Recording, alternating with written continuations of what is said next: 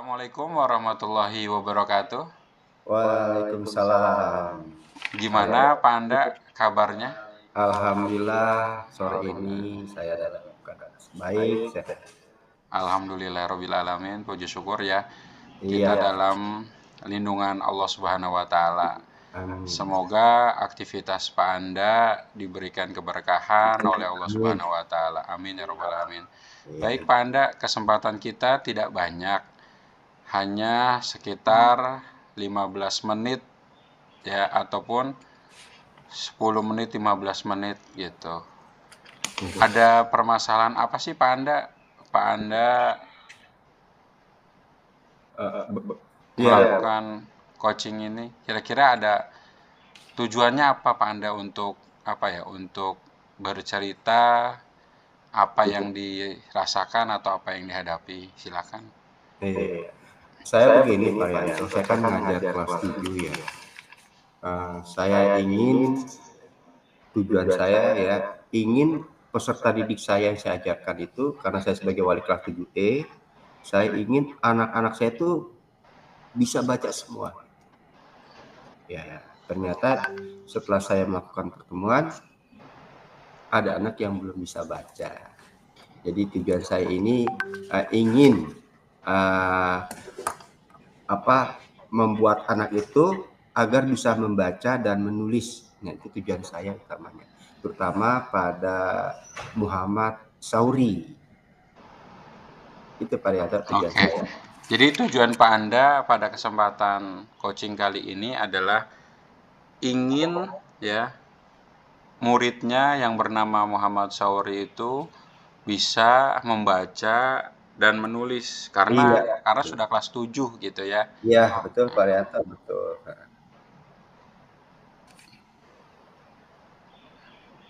Terus kira-kira kenapa Pak Anda murid itu ada masalah apa gitu? Kenapa sampai di kelas 7 belum apa ya, belum bisa yang Pak Anda ungkapkan itu? Iya, awalnya begini Pak. Ketika saya mulai mengajar di kelas itu, saya kan melakukan ini ya, memberikan tugas gitu, ya tes diagnostik, ya saya bagikan. Ternyata ada anak yang tidak mengumpulkan. Nah, akhirnya saya cari tahu siapa nih yang tidak mengumpulkan tes awal ini. Ya ternyata Muhammad Sauri itu. Kemudian saya melakukan pendekatan. Saya tanya kenapa kamu tidak mengumpulkan tugas. Akhirnya berceritalah anak ini. Akhirnya saya baru tahu, dari situ saya identifikasi anak ini belum bisa membaca dan menulis. Akhirnya udah tuh saya tandai doa anak ini. So, siapa lagi yang tidak bisa membaca menulis, saya umumkan di depan kelas. Ternyata hanya satu anak yang ini. Nah itulah saya sebagai wali kelas bertanggung jawab agar anak saya yang bernama Muhammad M. Saur ini bisa membaca dan menulis. Ya, ya. Berarti dari sekian murid Pak Anda ditemukan ya, murid hanya satu yang memiliki keterbatasan yaitu membaca dan menulis ya Pak Anda ya. Iya betul Pak Rianto. Terus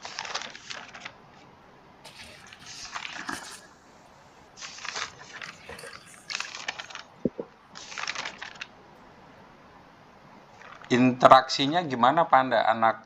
Anak tersebut kira-kira dari skala 1 sampai 10 gitu. Bisa memahaminya seperti apa kira-kira? Ya saya mulai memahami ya anak saya ini huruf aja tidak kenal. Jadi cuman berapa huruf yang kenal, yang lainnya seperti G, X, Eng, itu sama sekali tidak dikenal. Kalau dilevelkan itu ya kemungkinan masih level antara 2 dan 3 lah. Oh gitu. Jadi ini bagi saya berat lah. Saya minimal keinginan saya itu ke level 6 lah, bisa baca satu kalimat yang sederhana. Ini saya tes satu-satu, huruf ini nggak tahu, huruf ini nggak tahu, yang tahu cuma A, B, C, dan nama dia sendiri yang tahu, tulisan namanya, M. Sauri. Selebihnya, nah, akhirnya saya mencoba tuh, kemarin saya lakukan tuh tes ya. Oh ini berarti ya saya udah tahu kelemahannya anak ini, di mana kelemahannya gitu ya. Seperti itu Pak Rianto. Oh gitu. Ya minimal level 6-7 lah udah bagi saya tuh alhamdulillah ya. Kira-kira aksi ataupun pertolongan seperti apa untuk membantu anak tersebut mencapai level yang Pak Anda inginkan tadi kira-kira? Iya, di sini langkah pertama yang saya lakukan, karena saya panggil orang tuanya dulu ya. Saya panggil orang tuanya, keesokan harinya, kemudian sama anaknya juga, saya ajak berbicara dan berkolaborasi dengan orang tuanya mengenai permasalahan anaknya. Kalau awal-awalnya kan saya tanya, ibunya bilang anak saya bisa membaca Pak, bisa nulis Pak. Tapi begitu saya tes di depan orang tuanya, baru orang tuanya sadar bahwa anaknya belum bisa membaca dan menulis. Akhirnya saya melakukan kerjasama dengan orang tuanya, mohon bimbingan di rumah, diulang lagi, kemudian saya buat rencana ke depannya, membuat jadwal, anak harus ada tambahan belajar tanpa dipungut biaya dari saya. Target saya kemungkinan untuk anak ini ya paling lama 2 bulan lah. Ya. Karena memang saya juga punya pengalaman ngajarin anak seperti ini. Target saya 2 bulan, anak harus bisa baca dan nulis. Untuk bisa baca dan nulis aja ya. Kemudian juga saya melakukan pendekatan, ngobrol dengan M. Sauri juga. Ya memang anak ini punya keterbelakangan, terutama dari mental mungkin, karena latar belakangnya kan broken home keluarganya, sehingga anak selalu menjadi sasaran kemarahan dari orang tua. Jadi agak depresi lah. Itu analisis saya setelah saya berbicara dengan orang tua dan mengajak ngobrol dengan anak. Ya, tadi Pak Anda sudah mengungkapkan kekuatan-kekuatan Pak Anda ya dengan impian skala anak tersebut. Terus kira-kira ada hambatan enggak atau gangguan yang dapat menghalangi Pak Anda untuk meraih tujuan itu ataupun keinginan yang skala 7 itu? Kira-kira ada hambatan enggak atau gangguan? Ya kalau ada hambatan pasti ya Kak ya, hambatannya pasti. Yang pertama hambatan saya itu, saya sudah melakukan sekali memberikan bimbingan pada anak ini, ya hambatannya gitu ya, karena memang anak ini ya kategori ABK lah ya. Karena ngomong saya, "Pak, kok sekolah SMP lama banget sih sekolahnya?" Oh, ini saya jelaskan, di SMP itu sekolahnya sampai jam 1 di sini gitu. Jadi di sini ada aturannya, kamu harus ikuti peraturannya. Nah, hambatan saya sendiri itu anak kurang kurang cepat tanggap gitu Pak, apa yang saya omongin. Kemudian dari anak itu juga suka lupa. Kita ngajar seperti ini, anak ini lupa gitu. Nah, ini tantangan saya supaya anak itu bisa mengingat apa yang sudah dipelajari gitu. Waktu saya melakukan les pertama tuh, tambahan pertama, saya tuh anak-anak ini udah jadi bicara nih, nggak bisa yang rumit-rumit gitu, yang bisa gampang-gampang aja. Itu tantangan saya Pak. Dari anak pun tantangan saya sendiri ya kadang-kadang ya saya berbarengan dengan tugas saya di sini sebagai staf, jadi kadang-kadang waktunya suka berubah-ubah gitu. Kira-kira solusinya yang bisa diungkapkan ataupun apa nih ya kira-kira solusinya untuk hambatan atau tantangan saya ya? Kira-kira apa Pak Anda? Untuk apa sih nih kira-kira solusinya? Oh iya, tantangan saya, solusinya kalau yang saya lakukan ya saya udah mencoba nih berbicara dengan guru-guru yang mengajar di kelas tersebut. Gitu.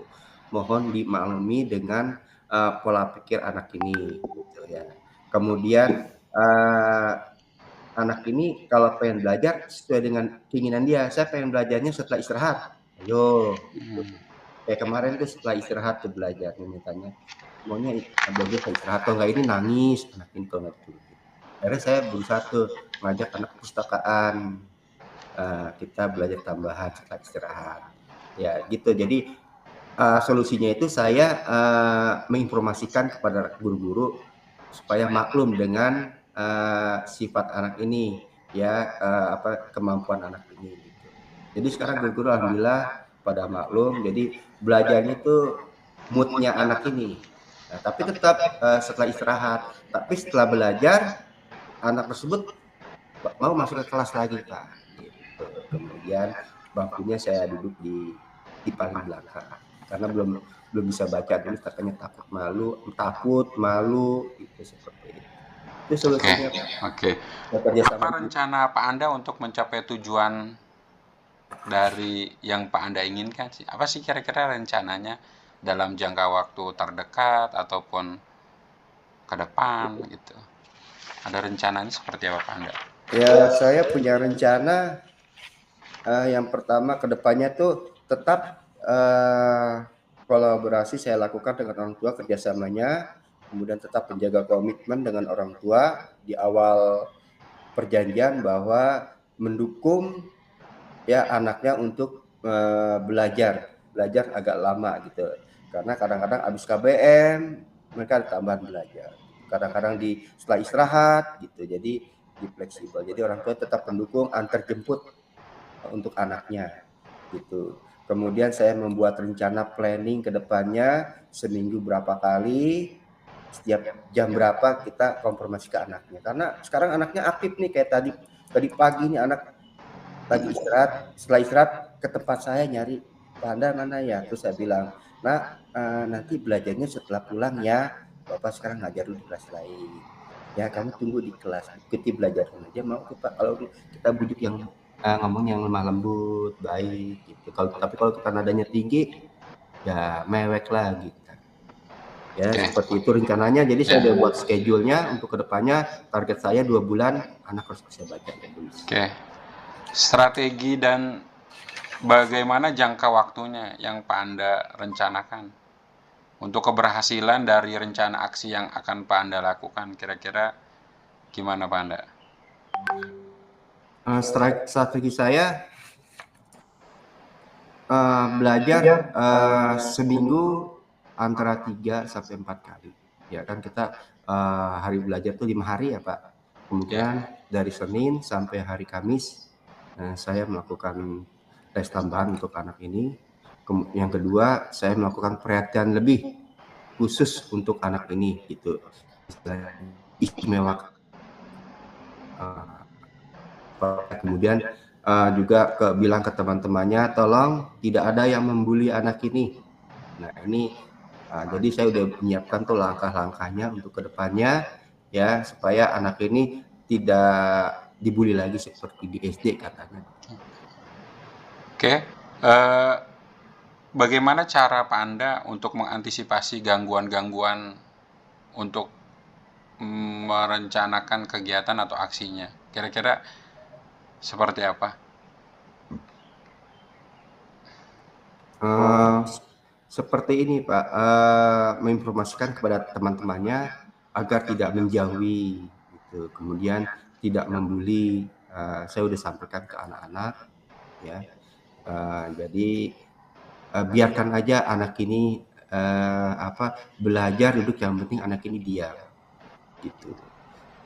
Seperti itu. Ke guru-guru juga sudah saya sampaikan ya, mohon anak ini dispesialkan karena ABK. Target saya hanya anak ini bisa baca 2 bulan, bisa baca tulis. Nah kemudian yang penting rajin masuknya seperti itu. Oke. Apa sih komitmen terhadap rencana aksi Pak Anda? Komitmennya? Komitmen saya agar tetap berjalan ya sesuai dengan perjanjian. Saya sudah bicara dengan orang tuanya yang tadi saya jelaskan di awal, sudah melakukan pemanggilan, ya sudah melakukan komitmen agar tetap berjalan seperti yang sudah direncanakan gitu. Dan ini juga udah saya program karena ini PR saya, tantangan saya di kelas 7. Ya. Oke, apa dan siapa yang kira-kira yang dapat membantu Pak Anda untuk menjaga komitmen itu biar berjalan aksinya? Yang membantu saya, alhamdulillah di sini banyak dukungan dari kepala sekolah. Pas sekolah sudah mengizinkan dan rekan-rekan guru sudah memberikan kelonggaran dispensasi untuk anak ini.